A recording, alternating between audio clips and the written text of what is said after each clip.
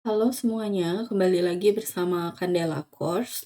Kali ini kita akan membahas soal OSNK Kebumian tahun 2024. Sebelumnya, untuk kalian yang membutuhkan PDF-nya, kalian bisa DM ke Instagram Candela Course. Dan untuk kalian yang membutuhkan rekomendasi buku, kalian bisa klik link produk yang ada di video ini. Oke, soalnya adalah Mika adalah salah satu grup mineral. Pernyataan yang tidak tepat mengenai Mika adalah yang A merupakan mineral silikat, yang B memiliki ciri khas seperti lembaran, yang C dapat mengandung unsur K, Ca, Na, Al, atau Mg, yang D hanya terbentuk pada batuan metamorf, yang E salah satu contoh mineralnya adalah muskovit. Mika atau abrak adalah sejenis mineral. Kata mika berasal dari kata bahasa Latin micere, yang artinya bergemerlapan, sebab mineral satu ini terlihat gemerlap, khususnya saat berskala kecil. Mika memiliki rumus umum kimia X2, Y4-6, Z8, O20, OH, F4. Dengan X biasanya adalah K, Na, atau Ca, tetapi dapat pula Ba, Rb, atau Cs. Y terutama adalah Al, Mg, atau Fe, dan dapat pula Mn, Cr, Ti, Li, dan sebagainya. Z terutama sekali adalah Si atau Al, tetapi bisa pula mencakup Fe3+, atau Ti. Secara struktural, mika bisa digolongkan sebagai disoktahedral, Y sama dengan 4, dan trisoktahedral, Y sama dengan 6.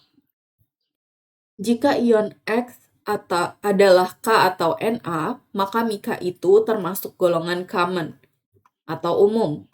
Tapi apabila ion X adalah Ca, maka mika digolongkan sebagai mika rapuh. Mika yang berjaringan sangat halus dengan muatan ion dan air yang biasanya lebih bervariasi secara informal dijuluki mika lempung. Di antaranya hidromuskovit dengan H3O+ bersama-sama dengan K dalam tempat X, ilit dengan kekurangan K dalam tempat X dan lebih banyak Si dalam tempat Z, Fengit dengan Mg atau Fe2+ menggantikan Al dalam tempat Y site, dan peningkatan Si dalam tempat Z.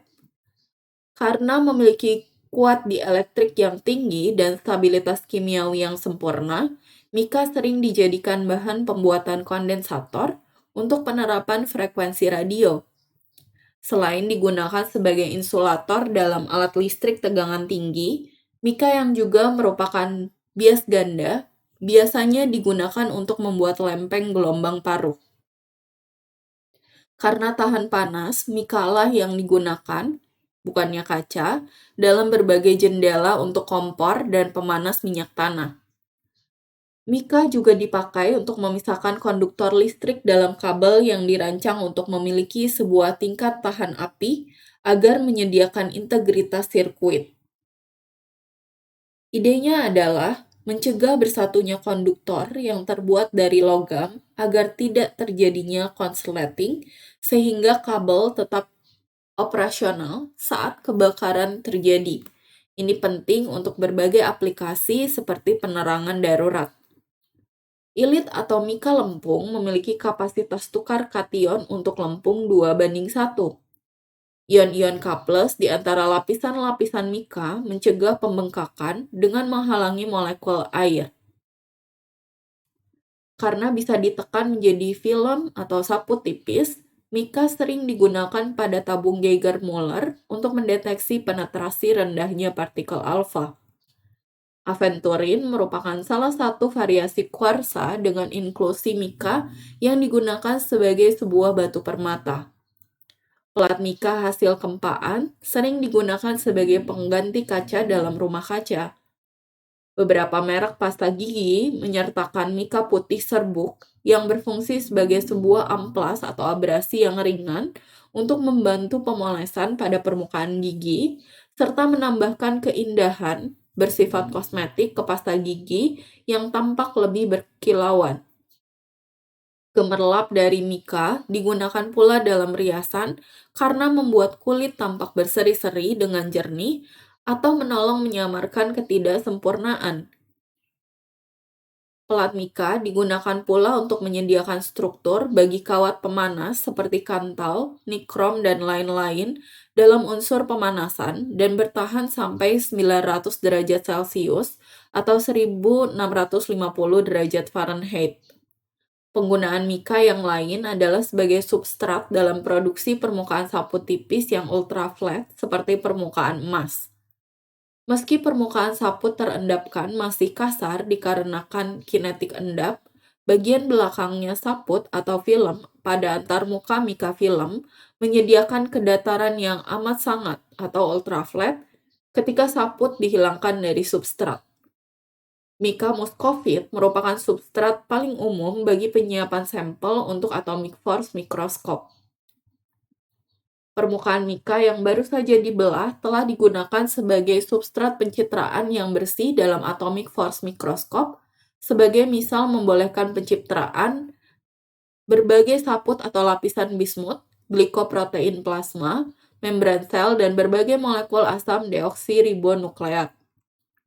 Penyekat yang terbuat dari mika digunakan dalam elektronika untuk menyediakan penyekat elektrik di antara sebuah komponen penghasil panas dengan heatsink atau sungap bahang yang dipakai untuk mendinginkannya. Kata yang sama kadang-kadang digunakan oleh para teknisi sebagai istilah bagi karet atau getah sintetik, biasanya biru atau abu-abu, yang digunakan untuk tujuan yang sama tetapi tidak terdiri dari mineral silikat. Jadi, jawaban yang benar untuk soal ini adalah yang D. Pernyataan yang tidak tepat mengenai mika adalah hanya terbentuk pada batuan metamorf. Sedangkan untuk pernyataan yang A merupakan mineral silikat, yang B memiliki ciri khas seperti lembaran, yang C dapat mengandung unsur K, Ca, Na, Al, atau Mg, dan salah satu contoh mineralnya adalah muscovite, merupakan pernyataan yang tepat mengenai mika. Oke, terima kasih sudah belajar bersama Candela Course. Jangan lupa untuk join member, like, share, komen, dan subscribe. Semangat!